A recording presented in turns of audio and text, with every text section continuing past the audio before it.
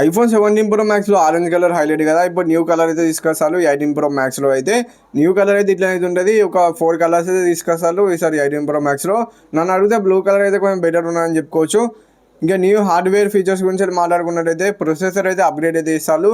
A20 pro processor తీసుకొస్తారు. IPhone 18 pro మ్యాక్స్లో కూడా అదే ప్రొసెసర్ ఉంటుంది మీకైతే. యాపిల్ ఫోన్లు కూడా తెస్తారు వీళ్ళైతే. ఇంకా ఐఫోన్ 18 ప్లస్ ఈ అయితే మార్చిలో లాంచ్ చేస్తారని చెప్తారు. నెక్స్ట్ ఇంకా డైనమిక్ అలైన్ కూడా కొంచెం చిన్నగా చేస్తారని చెప్తారు. ఇంకా కెమెరాస్ కూడా చేంజ్ అయితే చేసి బ్యాక్ సైడ్ కొంచెం కెమెరాస్ అయితే ఇంప్రూవ్ అయితే చేసిల్లని చెప్పుకోవచ్చు. 48 మెగాపిక్సెల్ కెమెరాస్ ఇచ్చిల్లు బ్యాక్ సైడ్. డిజైన్ అయితే అట్లనే ఉన్నది మీకైతే. కాకపోతే 8K వరకు వీడియోని అయితే రికార్డింగ్ అయితే తీసుకోవచ్చు అని చెప్తారు వీళ్ళైతే. చూద్దాం మరి వచ్చిన తర్వాత. ఈసారి అయితే 16GB ర్యామ్ తోటి అయితే వస్తుందని చెప్తారు వీళ్ళైతే.